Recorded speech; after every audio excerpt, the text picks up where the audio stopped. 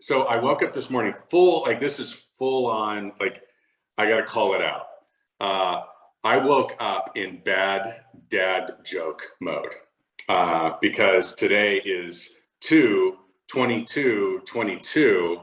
And so I was thinking about it. I'm like, you know what? Like, we need to have a 2 battle off, right? And so I texted the one person I knew that was as corny as I was, and that was Teresa, and asked her to have a 2 battle. And so anyway, here we are. So full apologies in advance. I'm too ashamed of what I'm about to do here with these 2 lovely ladies. So anyway, today is Tuesdays with Todd, and I want to chat with you just a little. This is something that's sort of been on my heart for a while, and you know how that reticular activating system, right, says, hey, listen, when you have your eye on something, like it comes, you see it everywhere, right? This is, I think, what's going on with me. But I had this deal, I think it was last week, that I was talking about, don't be disappointed in the results that you're not getting based on the work that you're not doing. You know what I'm talking about? And there's 3 things that I'm really focused on this year, right? Humble, honest, and hungry. And what that means to me is that you have to be humble enough to want to see the areas of opportunity. I'm going to say that the way most people hear it. I want to be humble enough to identify the areas where I'm falling down, the areas where I'm failing, right? I choose to reframe it. I want to be humble enough to want to see the areas of opportunity. And I need to be honest enough to actually see it, right? It's one thing to say, oh, yeah, I want to know. I totally want to know. But it's a totally different thing to be honest enough to say, oh, yeah, I do see it. And I would tell you this, right? Oh, yes, Mrs. Conklin is going to go right into the 2s. Thank you. She's an Enneagram 3. She has to jump in there. So, but you have to be honest enough to see it, right? And that's, listen, folks, the hardest person to be honest with is ourselves. It is the one person that is the most easily deceived, is yourself. And then number 3, we need to be hungry enough to actually do something about it. We need to be disciplined, right? That hunger is the motivation, the consistency, the discipline, like all of those things that we talk so much about. And I say motivation in there. I probably don't really mean to include motivation. I think motivation is a great, at least 30-second, jump out of bed.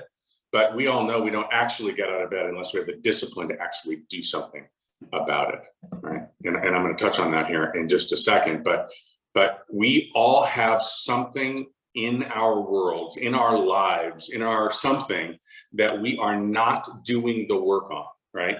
And if you are sitting here thinking to yourself, you know what? No, I think I'm all good. I need you to do me a favor. I need you to DM me, right? Because I have some miracles I'd like you to do for me, right? You know what I'm saying? Okay. We all have areas, unless we're Jesus, we all have areas where we are not perfect and we have some opportunity. So,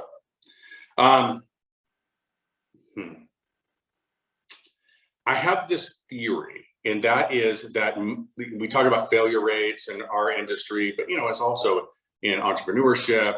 It's also in marriages. We all have friends that have challenges with kids.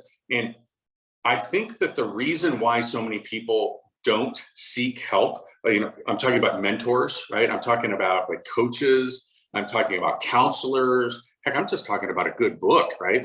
So many people don't even read books. It's because they would rather live the lie than have to deal with the humility and honesty to assess where they're at. And I do this in all humility, okay? Because I'm including myself in this. It's very, very hard for me. I in my mind, I make the determination that I am going to achieve something. And then I'm like, gosh darn it, why am I not achieving it? And then I need to look back to assess, or I need to ask somebody close to me, a coach, a mentor, a wife, hey, what the hell's going on here? And trust that they will be honest with me to say, hey, you're really not doing it. Okay. Don't be disappointed in the results that you're not getting because you're not doing the work. Right. And then of course, the crazy thing about seeking help is that oftentimes the subsequent question to that is, okay, so what are you going to do about it? That's the hunger. What are you going to do to change the outcomes? The inputs, right? The output sells out the input, right? You can't outrun the end results. If you're not getting the results, there's only one reason, okay? So you can have somebody who is honest enough with you to give it. So I'm gonna reframe this for you all, and I hope this makes sense on this Tuesday with Todd on 2-2-2-2-2 with the two of you. What if your life was completely and totally exposed? I mean, on television, everybody could see everything. Like when you got up, when you went to bed, what you ate, how you treated your spouse, the things you said to your kids, the stuff you said to yourself, the food that you ate, the drink that you drank. Hey, scary moment.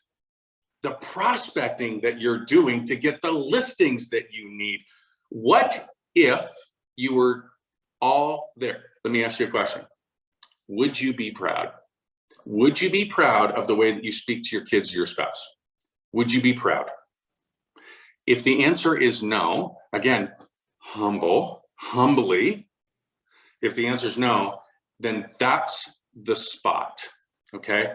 If the answer is no, first things first, you cannot be disappointed with the relationship that you don't have with your spouse or your kids for the work that you are not doing to make it what you want.